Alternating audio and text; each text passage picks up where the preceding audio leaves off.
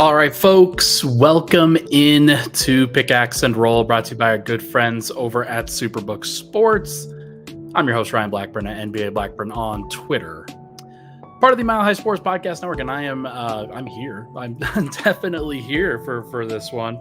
Let me just make sure I tweet out that I'm live. I am here to talk about last night's Denver Nuggets loss as the Nuggets lose 121 to 120 to ye old San Antonio Spurs, the 15th ranked team in the Western Conference, the 15th ranked team that Denver had beat 3 previous times, that in 2 of the previous matchups, you thought, okay, Denver, man, they got away from it. They got away with it. Not like they had one sort of win at the buzzer, like win in the final minute against San Antonio at Ball Arena. They had previously faced San Antonio, kind of messed around in one other matchup at San Antonio, and that could have been a problem. But 3 is too much. 3 is too much post All-Star break. 3 times facing the San Antonio Spurs. I'm not surprised that Denver lost that one. I was thinking, man, maybe they could avoid it. They got up 23 points. But Nuggets killer Sandro Mamukelashvili did exactly what he was going to do against the Denver Nuggets.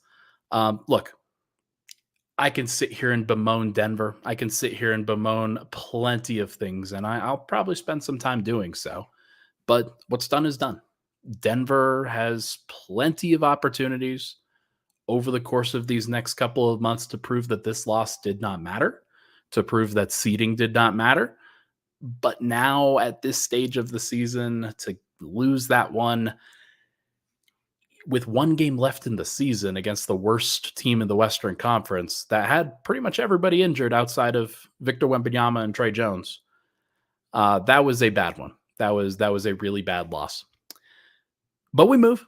We'll talk about it. We'll talk about everything. If you're here, thank you so much for being a committed Nuggets fan. I really appreciate it. If you're listening on YouTube, make sure to like and subscribe to the video. I do my best to put out the best Nuggets coverage that I can. I will do what I can to brighten everybody's spirits, because I'm such a positive person. And I'll do what I can to sort of flip the narrative a little bit, because that's what you're supposed to do in this situation as a media member. Never too high, never too low. It is okay. Denver's going to be fine. And it's very possible that they may actually be better with the 3 seed than they were with the 1 seed.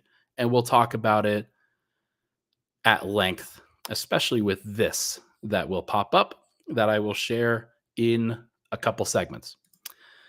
But let's talk about what happened with this game last night. Denver, Nikola Jokic comes out very aggressive. Jamal Murray comes out very aggressive. Those guys, they look locked in from the get-go, doing some great things, helping Denver get up by like over 20 points by heading into the third quarter. But 10 points apiece for Jamal Murray and Nikola Jokic in the first 8 minutes of the game. And then Nikola Jokic finished things off in that first quarter really strongly. He had, I think, 14 points in the first quarter.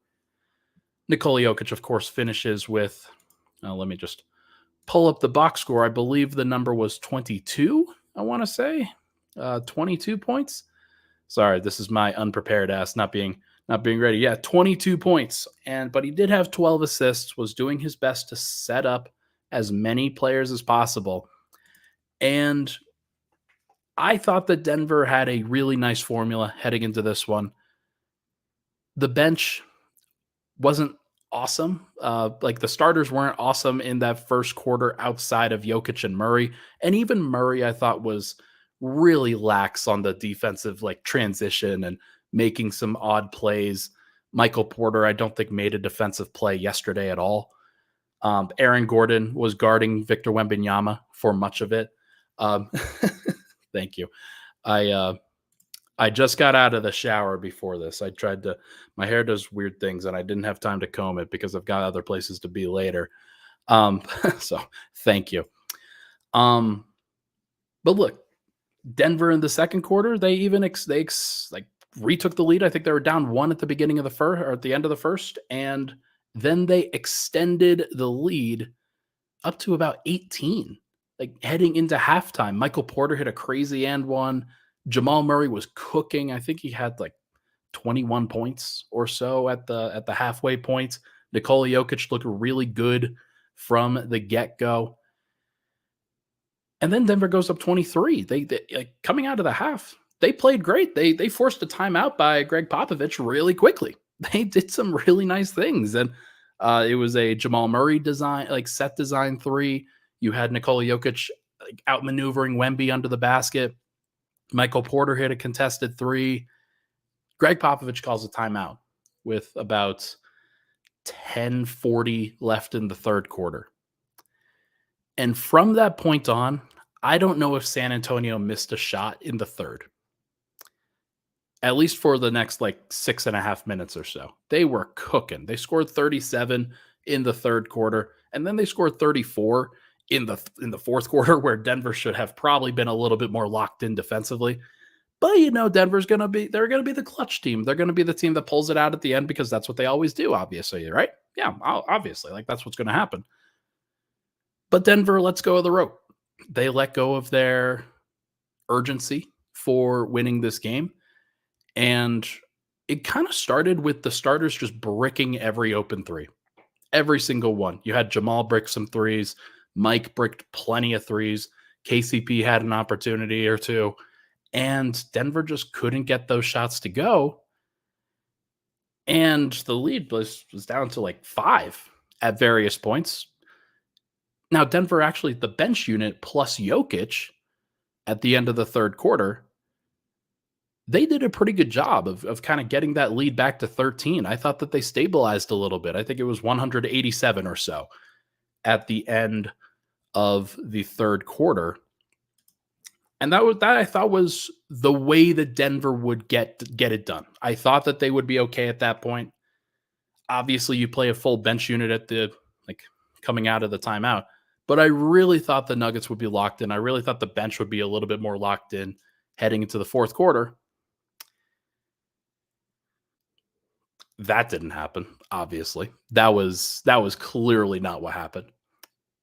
Zeke Naji, some of the worst defensive rebounding sequences I have ever seen from him. Ever. In that fourth quarter. And he deserves all the flack. Like plenty of opportunities for the entire team to rebound. And there were so many possessions for the first 4 minutes of that quarter where Denver had an opportunity to close the possession, had an opportunity to close it, had an opportunity to cut off the water for the Spurs. And they just didn't do it. They just did not do it. And Zeke, I think, is central to that. He was not defending on the ball for that entire time. He just wasn't. A lot of times I will give the benefit of the doubt to Zeke Naji for bad rebounding games because oftentimes he is switching onto the perimeter. He's contesting there. He's not even in position to grab a rebound. It's on the smaller guys to grab a rebound. Peyton Watson grabbed 5 defensive rebounds yesterday. Christian Brown grabbed 3. Peyton Watson spent a lot of the time guarding Wemby, and he still found ways to do it. Zeke Naji can't grab 1 defensive rebound.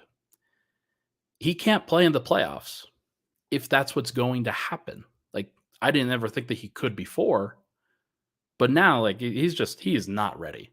Like, I trust Christian Brown and Peyton Watson to act way more straightforward in the playoffs than I do Zeke Naji, the 4-year vet, which is really sad. Like Tyrese Maxey was drafted 1 pick before Zeke Naji. Let that sink in. And then the starters come back in, and like I think they were up 5. There were plenty of opportunities for the starters to close it out, but they also had offense or defensive rebounding issues. They also gave up possessions, and Michael Porter is one who I point to. Michael Porter didn't grab a single rebound in the second half, let alone the fourth quarter. And it's not like he was defending like Kevin Durant out there or Klay Thompson trying to stick to the perimeter. He was defending Julian Champagnie or like City Sissoko. or David Duke Jr. Like, this should not have been so complicated for Denver to rebound defensively.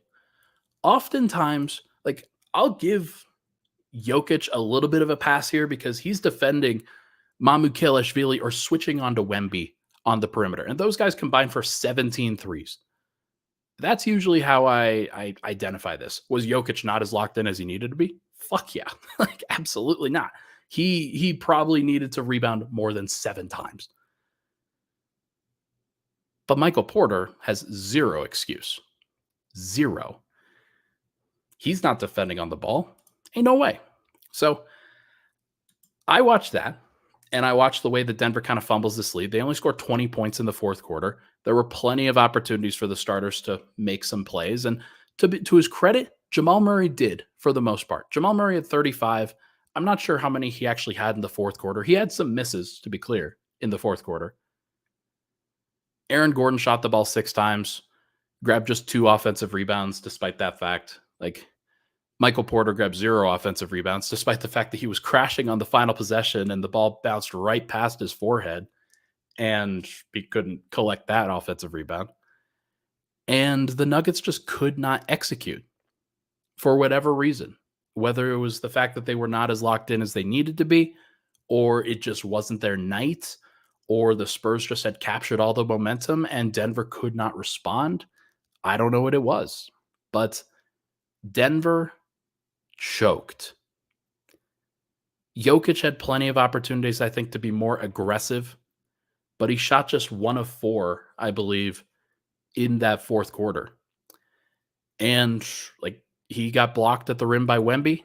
He got like a couple shots that he missed, including a shot that would have probably sealed the game with 9 seconds left to go. Misses the jumper.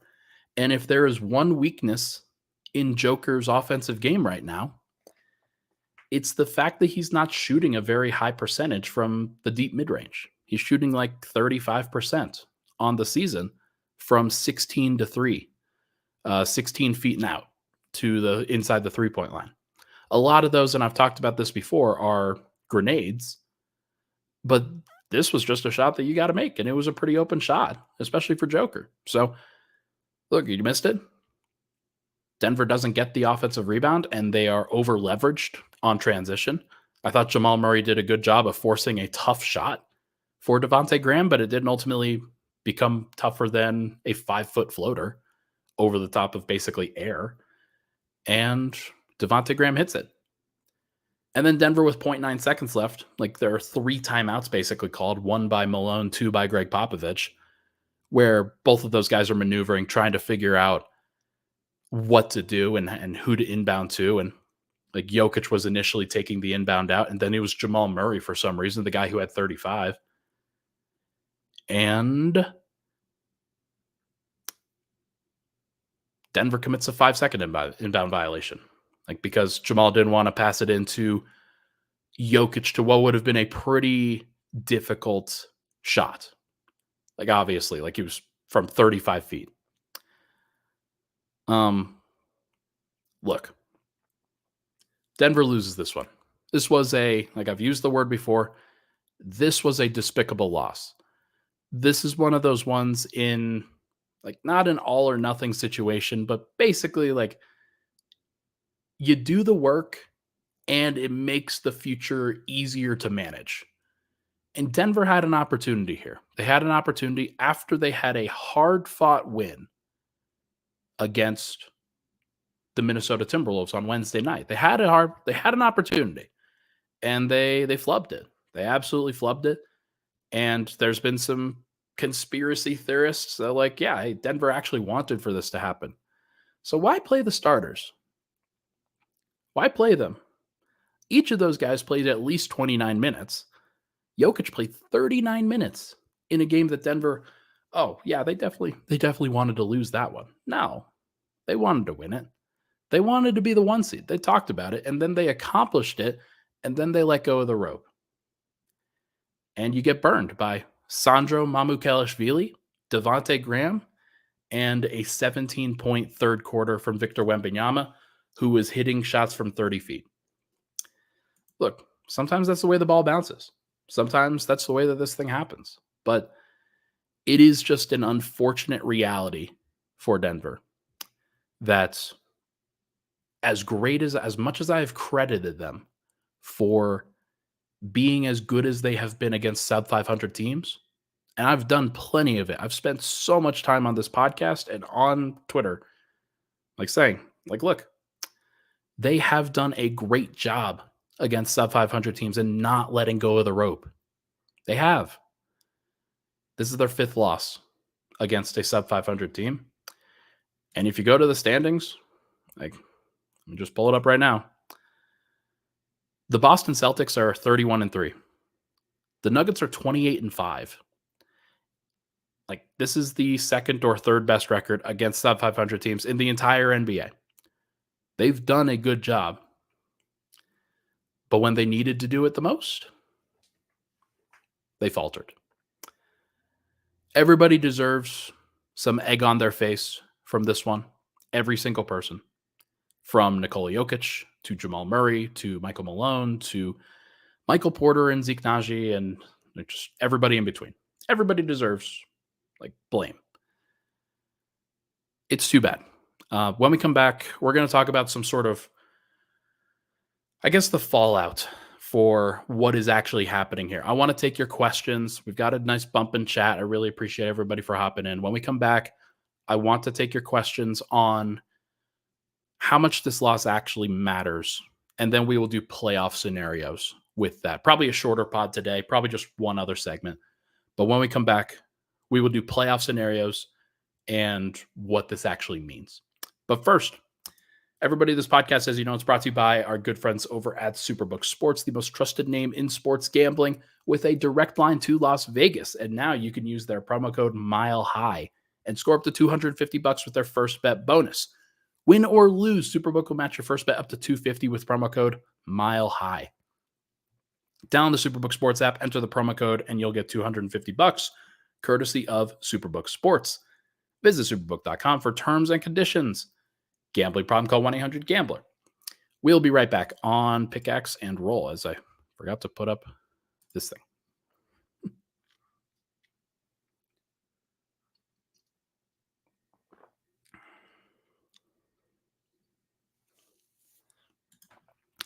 All right, we're back.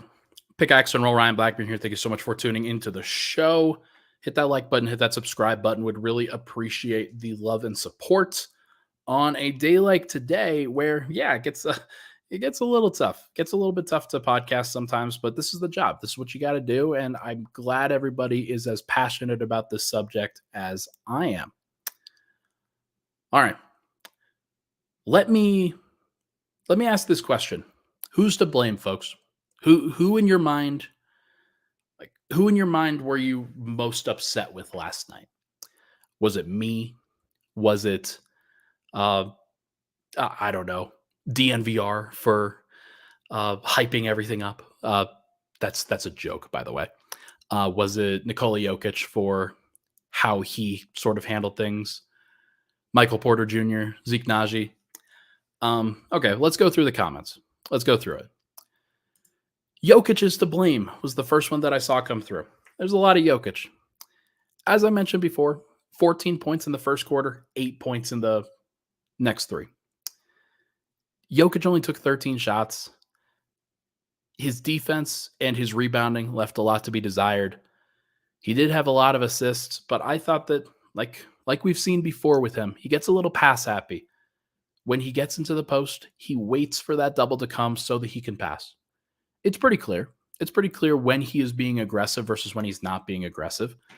He only took 3 free throws last night, and 2 of them, by the way, were technical free throws. It was very rare for him to actually do that, but one of them, he was on the floor for when Wemby, I think, had a technical. It might have been somebody else.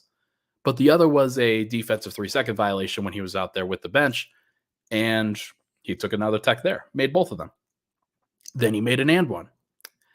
And that's not good enough. Obviously, it's hard for me to put myself into his position because He is exhausted. This was game, 78 of his regular season. He can see the finish line. He knows what matters. Like they got the win that they did against the Minnesota Timberwolves, but he is the leader. He is the guy who has to set the example. He's got to lead by example. Everybody wants to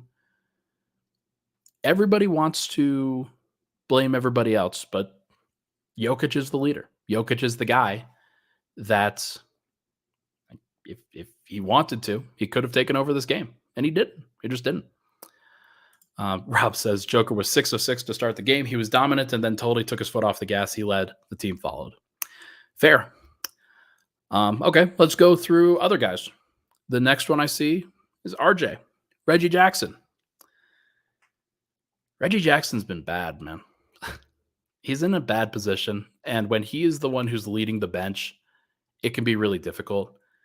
That stretch at the beginning of the fourth quarter where Denver needed buckets, where they needed somebody to stabilize, I think Reggie had one bucket during that stretch, but 3 of 9, 0 of 2 from 3, 6 points, 4 assists, 2 steals, fine, yada, yada, whatever. I'm going to go to the game logs. I want to see how many times Reggie has shot above 40% since the All-Star break, because I think the number is going to be pretty ghastly, and I'm a little bit worried about what I'm going to find. We're going above 40%, so not at 40%, above 40%. All right. 1, 2, 3, 4, 5, 6, 7. So Denver's played 26 games, and Reggie has shot above 40% from the field, not from 3, from the field, in 7 of those games. That's not great. That's not exciting. That's not what you're hoping for from somebody who you have to count on in a rotation. That's not fantastic. And Grace says here, Reggie was so not the problem yesterday. I agree. And here's what I want. Sorry, I got a frog in my throat, guys. Here's what I want to communicate to folks about Reggie. They need him, and I said this online yesterday. They need him for 2 games. 2 games during the playoff run. They need him. Oh, nice balloons. Sorry about that. I should turn that off. That seems like it's not like helpful at all, but that was kind of cool. For those that are listening on the audio side, balloons just went up when I threw up a peace sign. They need Reggie for exactly 2 games in the playoffs. They need him for 1 game during the first and second round when the energy is not there and they need a pick-me-up and they need somebody to push them over the top as a scorer and a playmaker. And then they need one in either the conference finals or the finals. If they can get there, they're going to need him in that sort of environment to be the extra piece for when all else fails, for when the opposing team has locked in as much as they have on Jokic and Murray and Denver starters, and they figured out things with Christian and Peyton, and the only thing that Denver can really get is a Reggie 3. And Reggie hits 2 of them in a clutch third or fourth quarter. That's what they need. In all of the other moments, they are going to cut down Reggie's minutes. They are going to play him probably, I would say, 8 to 14 minutes in a playoff game. Like, Reggie's role is not going to be 19 minutes like it was tonight. Think about what Murray played. He played 29 minutes. If Murray plays 36, you add 7 to that and take away 7 from Reggie, he's down to 12. Reggie was also a +3 last night, so I don't necessarily want to put it all in him. He had 6 points, he had 4 assists, he had 2 steals. It wasn't the worst game in the world. But I do think that Denver's going to need some more shot making from him. They just are. It's going to be tough without it. Yeah, going to be tough. Who else? Who else should we move the blame game to? Because I think, to me, I think Michael Porter, like Dejan says it here, it's MPJ, Reggie, and Zeke. MPJ and Zeke were the two ones that I was very frustrated with yesterday and still maintain a level of frustration. With Murray, he's putting up 35 points during this stretch. With Joker, he's got 12 assists. He's done he has done a lot, and he also started the game like 8 of 9 from the field. Denver needed some buckets from Porter in that fourth quarter. They needed him to step up and be the extra layer. And he had 14 points on 14 shots, was 1 of 5. He missed a clutch 3. He also missed a dunk that was blocked at the rim by Sandro Mamukelashvili. And those were important plays. Porter tied for a team worst -7 out there because he had plenty of opportunities to impact the game and he just didn't. That to me is a pretty bad sign. And then Zeke, I just have lost all patience with. I want him to be successful. I want him to be the guy that the Nuggets just paid him to be, which is a rotational big man, which is somebody who you can trust in these situations to give you energy and defense and maybe hit a bucket or two. And Zeke just hasn't done that. 0 of 1. He had an opportunity kind of going up against, I think it was Zach Collins in the post, and he got the ball kind of with a deep seal. And just like I had no faith that the ball was going in when he ultimately attempted the shot. And then that's the extent of the impact that he's going to have on the offensive end. He had 1 DHO that Reggie hit a jumper off of, and then he grabbed 1 defensive rebound. And that was it. Like I can't really point to other things that Zeke Naji did that were positive. And that's bad. Like you want somebody who you committed to for 4 years to be somebody that you can trust. And I don't feel that at all with him. And that sucks because Denver's going to run into situations in the playoffs where they're going to need a bigger body. And they're going to have to decide, are we going to go to DeAndre Jordan again in the playoffs? Are we going to go to DJ? Because if we have to go to DJ, that is a really big negative check mark on Zeke Naji's ledger. And I just at that point, it just would not surprise me with this game, with the Dallas game where Zeke got out rebounded. Like he's had a couple moments in between where the effort has been there, where the execution has been there. But if this is going to be what you get, then you can't accept that. You just can't. And I don't think the Michael Malone is going to be willing to go to him. Not unless they're desperate. Not unless they are really, really desperate for size. I think that he will take the results with Peyton Watson at the 4, with Michael Porter staggering at the 4, with AG at the 5. And then when all else fails, he'll probably go to DJ over Zeke. And that's a pretty big L by the front office. It just is. I really thought that Zeke would kind of come into his own. I defended the contract at the time. It has not happened. And I don't think it is going to happen. So, look, it is what it is. Dehan says, I want Huff instead of Zeke next season. You're going to get somebody. You're not going to get Zeke probably, unless Denver can't move him. But you're probably going to get some other option because this is just unacceptable. Like Jokic is playing a career high in minutes right now, and that should not be the case. If the front office can manage it, I would want them to try to find an opportunity for a permanent backup center to pair with Jamal Murray on the second unit that Jamal can use and that they can run an actual 2-man game with, not whatever this mess has been.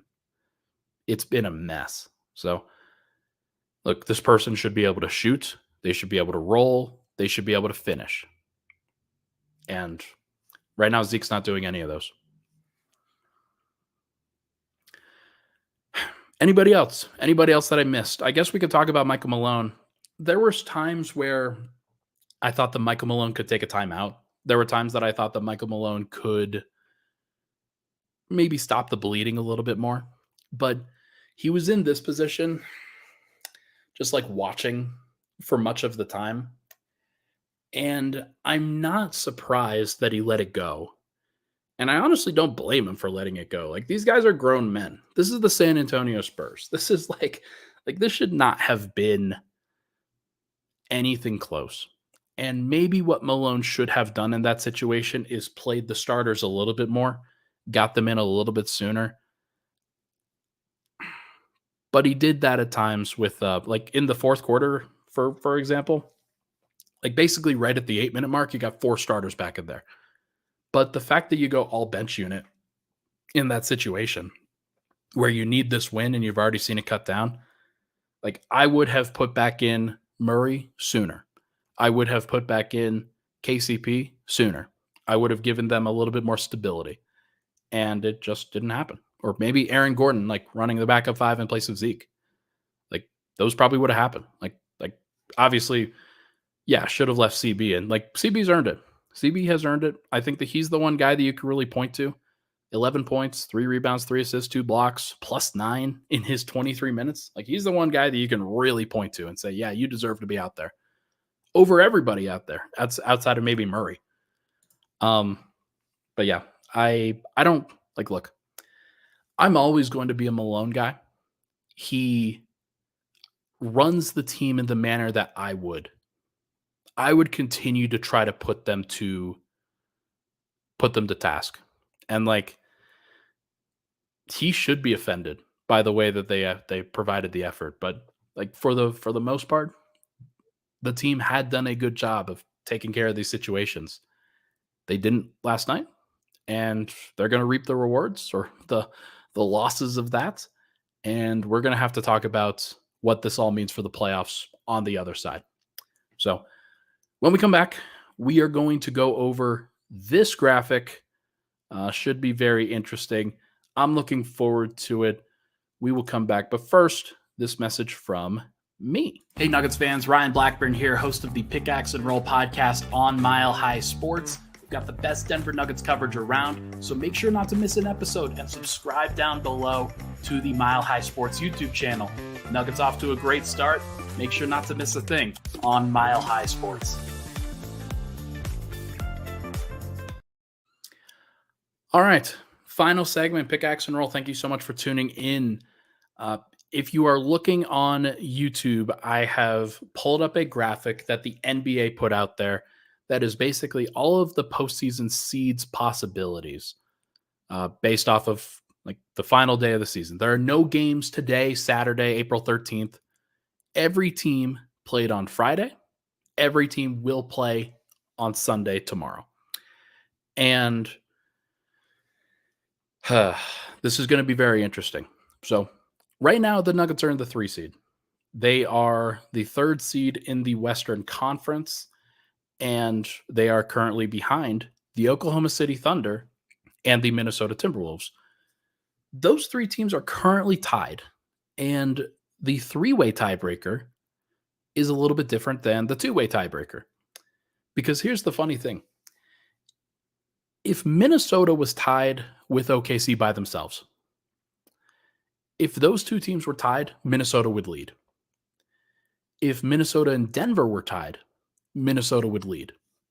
But because this is a 3-way tiebreaker, all 3 teams at 56 and 25, the OKC Thunder are the team that has the tiebreaker over the combination. Because what happens in that situation is you pool their records together, and OKC has a 5-3 record versus Minnesota and Denver combined. Minnesota has a 4-4 record. Denver has a 3-5 record.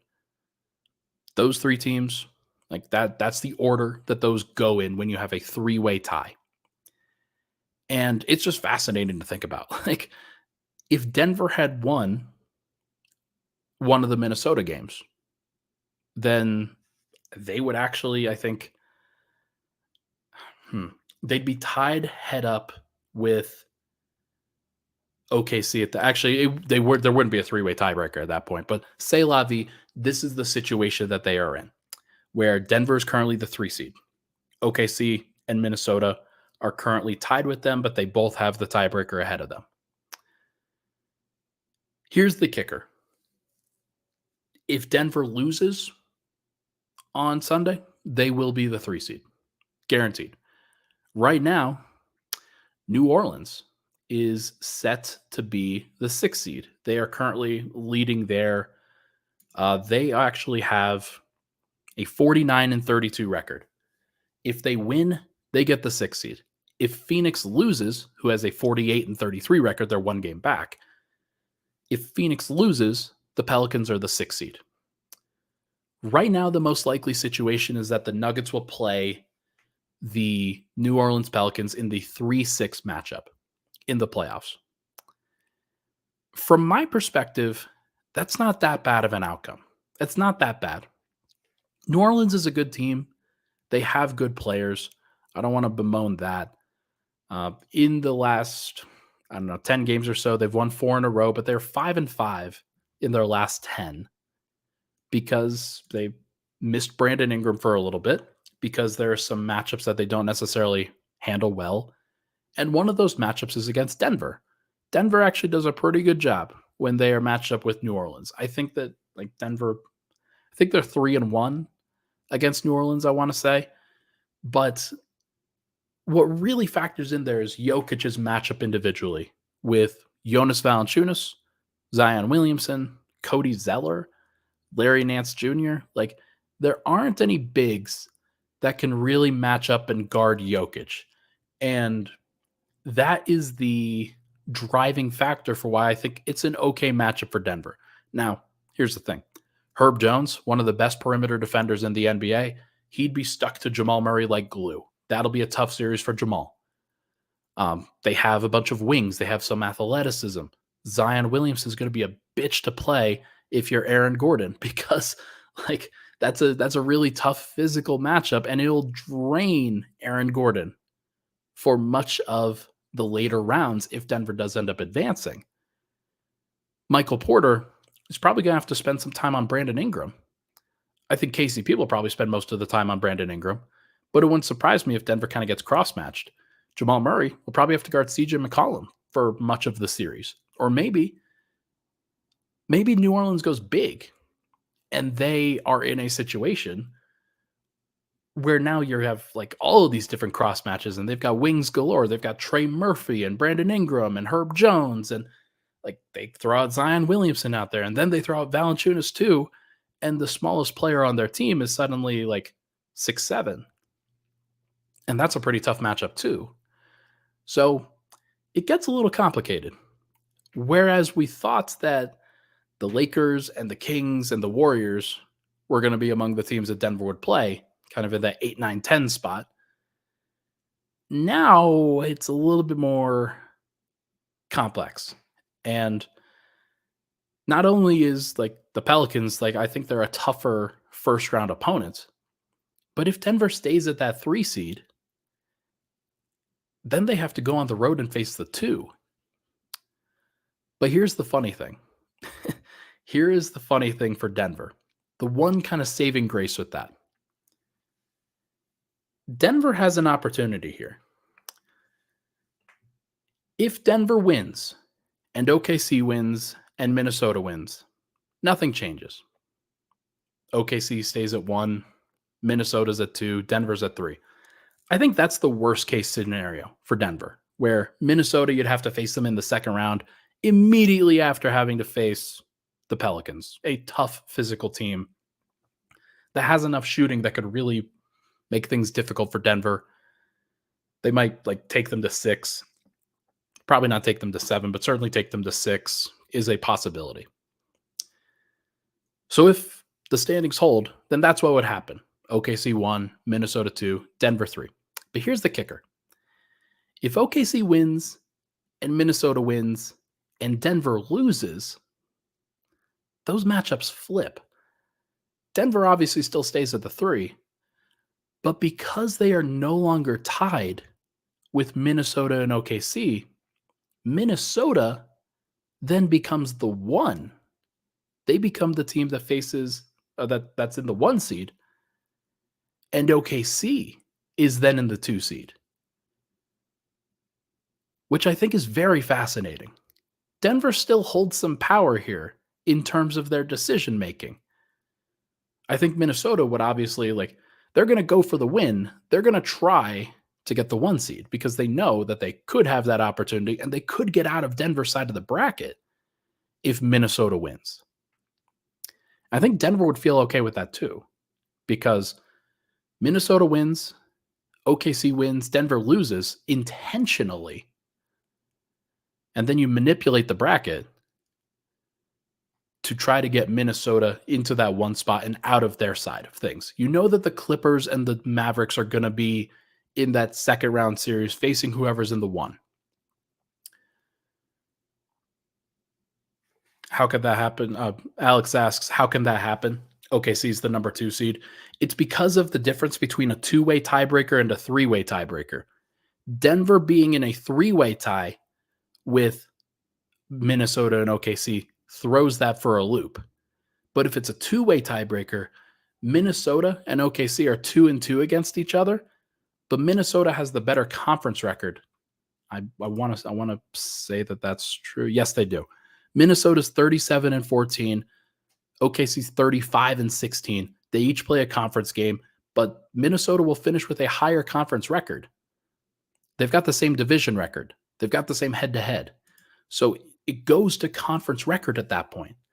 And if that's the case, then Minnesota could jump all the way up to the 1, even after losing to Denver. So I am very curious to see how the Nuggets handle this situation, because I think it's very possible that Denver intentionally tanks the game. They just rest. They sit everybody, and they put themselves into a situation where they're okay with the 3 seed. If you're Denver, do you prefer to face Minnesota in the second round?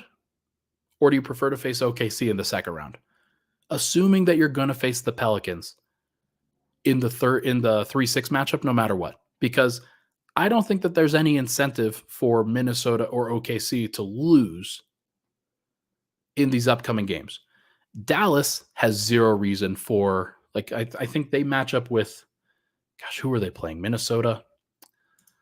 Let me check that real quick. Thunder play Dallas. The T-Wolves play Phoenix.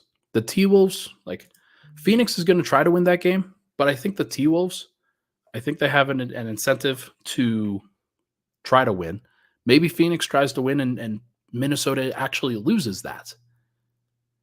And that's where it gets even more complicated, because let's say the T-Wolves lose against Phoenix.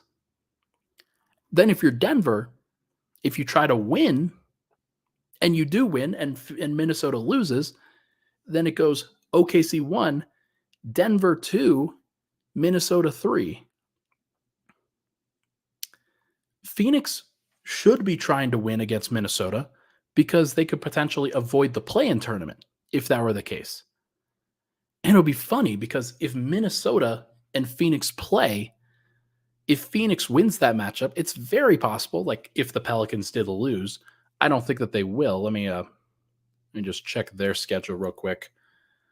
New Orleans. New Orleans plays the Lakers in the final game of the season. Now, what do the Lakers have? This is all so complicated. It's all so complex.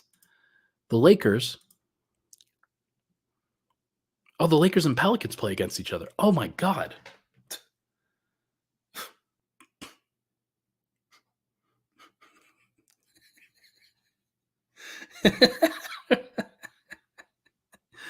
Holy shit.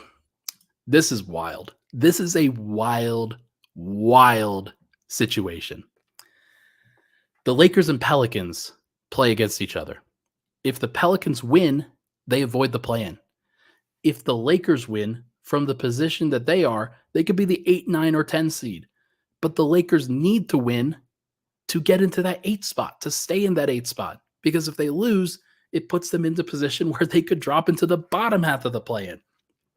And then, the Lakers, I think, would prefer to be in the 7-8 matchup as opposed to the 9-10 matchup, because they have an opportunity to get the 7th seed and they only have to win one play-in game in order to get into the playoffs. So everything is convoluted. Everybody has agendas. Everybody has a desire for their seeding, for their playoffs, for everything that could possibly happen. I am not qualified enough to say what exactly every team is going to prioritize. I'm just not. I think that there are different scenarios. Like, if the Nuggets had an opportunity to get the 2 seed, would the Lakers try to avoid the 7? Probably. Would they prefer the 8 seed and to face OKC in that situation? Yeah. So they might intentionally, they might get to a 7-8 playoff game and then intentionally rest everybody. Probably not, but how funny would that be?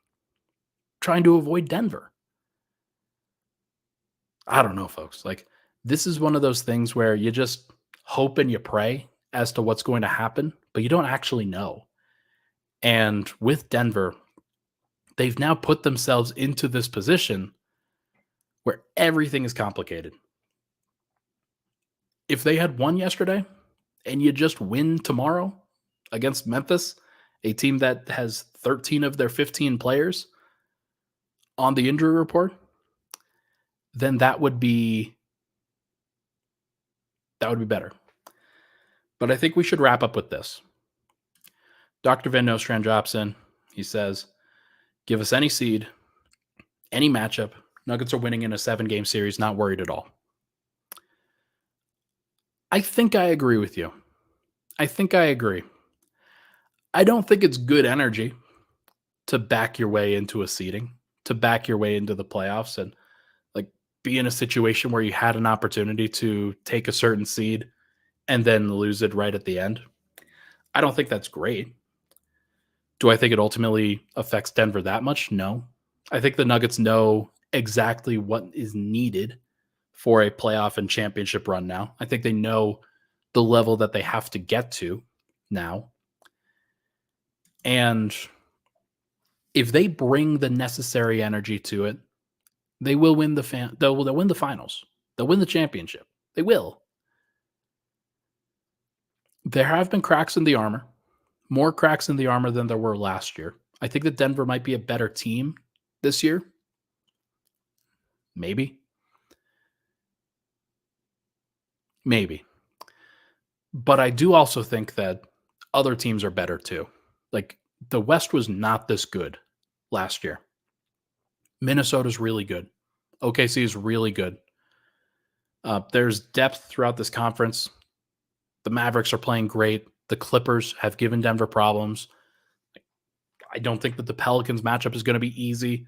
If the Nuggets have to face the Lakers or the Suns or the Warriors or anything like that, they're going to have to fight through it for sure.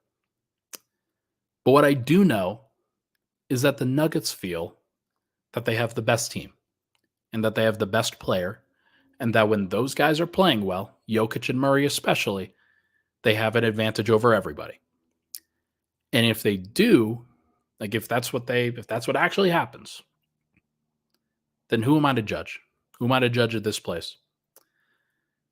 Would it have been more ideal for Denver to get the 1 seed? Sure. That's why they played. That's why they tried.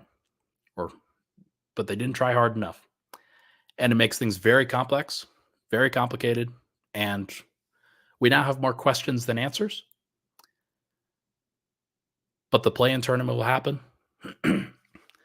Denver will solve their quandary of who they're going to play in the next couple days, probably. And once that happens, then we will get into playoff mode, where it's going to all be about who Denver faces in round 1, and you focus on that, and then you focus on who they're playing in round 2, and then you focus on who they're playing in round 3, and then you figure out what's next. Denver can get through that. You don't want to look ahead. You got to take it one step at a time. So this is where you take that step. We will see what happens. I am looking forward to it. But for now, I think that is going to do it for this episode of Pickaxe and Roll, brought to you by our good friends over at Superbook Sports. Thank you so much for tuning into the podcast. Thought this was going to be a shorter one. We went 50 minutes anyway. Thank you so much for tuning into the show. Please hit that like button, hit that subscribe button on the way out. Always trying to do my best work for this crew. Thank you to the regulars in here, J.K. Walrus, Dr. Van Nostrand, Fernando. I see Rob here, Russell in here. Grace was in here earlier. Always nice to see Grace. I saw you actually released a podcast. So hopefully if you're still in here, congratulations on the release. Very, very cool. Nuggets fans, go check out Grace's podcast. Everybody, thank you so much for tuning into the show. Appreciate all the love and support on the podcast as always. Hit that like button on the way out. We will talk to you guys tomorrow with Swipa.